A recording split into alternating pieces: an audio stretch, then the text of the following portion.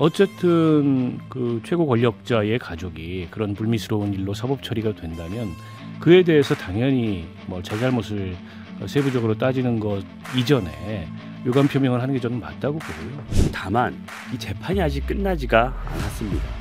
이제 2심이 끝난 거고 아직 3심이 남아있기 때문에 지금 벌써 대통령에게 사과해라, 조치를 취해라라고 하는 건 조금 이른 감이 없지 않아 있습니다. 자, 윤석열 대통령 장모 최은순 씨가 성남시당 매입 과정에서 통장 잔액 증명서를 위조한 혐의로 항소심에서 징역 1년형을 선고받고 법정 구속됐습니다.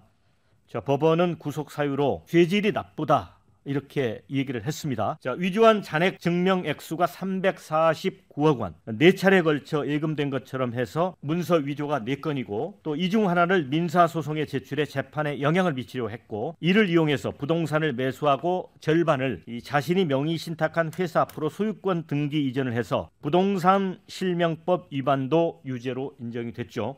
그런데 윤석열 대통령은 이제 대선 후보 시절입니다만은 장모는 10원 한 장 피해 준 적이 없다 이렇게 이제 무죄를 주장을 한 적이 있습니다. 더불어민주당은 윤 대통령이 거짓말로 국민을 기만한 꼴이 됐다. 입장을 밝혀라. 국민에게 사과해라. 이렇게 촉구를 했습니다. 대통령실은 사법부 판결은 대통령이 언급할 대상이 아니다. 이렇게 짧은 입장을 내놨습니다.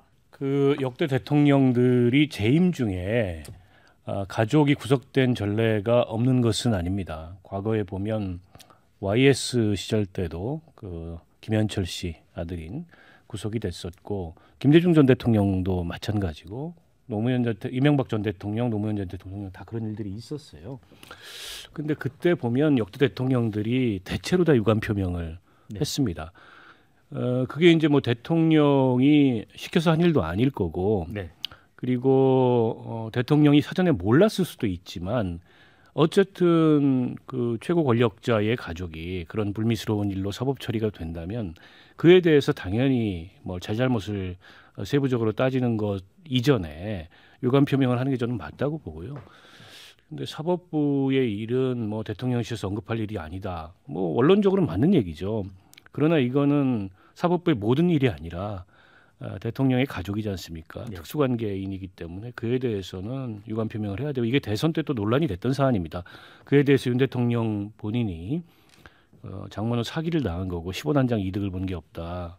이런 입장을 밝혔었기 때문에 최근에 또 그게 뭐 허위사실 유포다 이런 논란까지 확대가 되고 있는데 뭐 허위사실 유포까지는 아닐 수도 있겠습니다만 어쨌든 당시에 윤 대통령이 그렇게 입장을 가졌던 것과는 다르게 두 차례에 걸쳐서 1, 2심에 걸쳐서 사법부의 판단이 있는 거면 이거는 뭐 사실관계에 있어서는 명확한 거죠.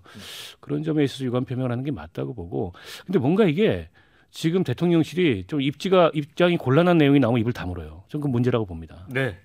자, 우리 정근기 교수님은 어떻게 보세요? 예, 그 정말 말씀하신 대로 대통령실의 반응이 조금 국민들한테는 납득이 안 되죠. 사실은 우리 국민들이 이 사건에 대해서는 대충 뭐 돌아가는 걸 보고 윤석열 대통령 후보 장모가 좀 문제가 있구나라는 걸 알면서도 윤석열 대통령을 뽑았단 말이에요. 그래서 이게 뭐 아주 새로운 사실은 아닌데 결과만 이제 선고가 내려졌다. 그래서 이제 유죄 판정을 받은 건데 여기에 대해서 대통령실의 입장이 언급할 사안이 아니다. 이거는 문제가 있는 거예요. 우리가 정말 말은 제대로 해야 되는 거 아닙니까? 대통령의 그 처갓집 문제 사실은 뭐 직계 존속이나 비속이 아니기 때문에 그 김현철 사건이나 뭐 김원걸이라든가 이런 그 예하고는 좀 맞지는 않지만 그래도 뭐 인척이고 장모의 문제이기 때문에 저는 원론적인 입장에서 국민들한테 입장을 밝히는 게 도리라고 생각되는데 뭐 윤석열 대통령이나 용산의 그 입장은 충분히 이해가 됩니다. 이거는 국민들이 일부 알고 있던 사실이고 대통령과의 직계 존비속 문제는 아니기 때문에 넘어가도 된다고 생각했던 것 같은데 지금이라도 대통령실이 그 유감의 표시 대통령이 직접 얘기하기 어려우면 그 문재인 대통령이 잘했던 거 있지 않습니까? 그 유체이탈을 해가지고 간접적으로라도 국민들한테 얘기하는 게 저는 그 도리다 이렇게 생각이 됩니다. 일단 마땅히 뭐 그 유감 표명이 필요할 것 같습니다. 직접 표명을 해야 됩니까? 아니면 직접 가능해야죠. 왜냐하면 이게 이제 흔히들 그 만인 평등이라고 그러지 않습니까? 만 명만 평등한 게 아니라 법 앞에 모두가 다 평등한 건데 지금까지 보면은 많이 이렇게 피해간 느낌이 있고요.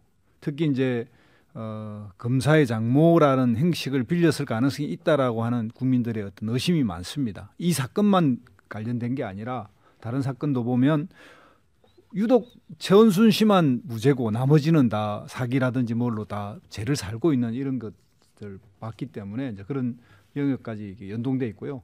또 하나는 대통령실이 과거에 그러면 도이치모터스의 김건희 씨에 관련한 판결이 나왔을 때 입장 표명을 안 했느냐? 아닙니다. 그때는 강하게 입장 표명하면서 야당에게 오히려 사과까지 요구한 정도로 그러니까 유리한 거는 이야기하고 불리한 거는 말 안 하는 이런 쪽은 아니죠. 그래서 이 부분에 대해서도 당연히 해야 된다고 저는 생각합니다. 네. 늦기 전에 좀 사과해라. 이런 댓글도 좀 많이 올라와요. 이민찬 부대변인 어떻게 될까요? 우선 현직 대통령의 장모가 법정 구속되는 이 초유의 상황이 상당히 엄중한 건 맞고요. 또 사법부의 판결 당연히 존중되어야 한다고 생각을 합니다. 다만 이 재판이 아직 끝나지가 않았습니다. 뭐 이제 2심이 끝난 거고 아직 3심이 남아 있기 때문에 지금 벌써 대통령에게 사과해라, 무슨 조치를 취해라라고 하는 건 조금 이른 감이 없지 않아 있습니다. 왜냐하면 이 대통령께서 어떤 입장을 냈을 때 그러면 야당은 또 공격이 아마 할 겁니다.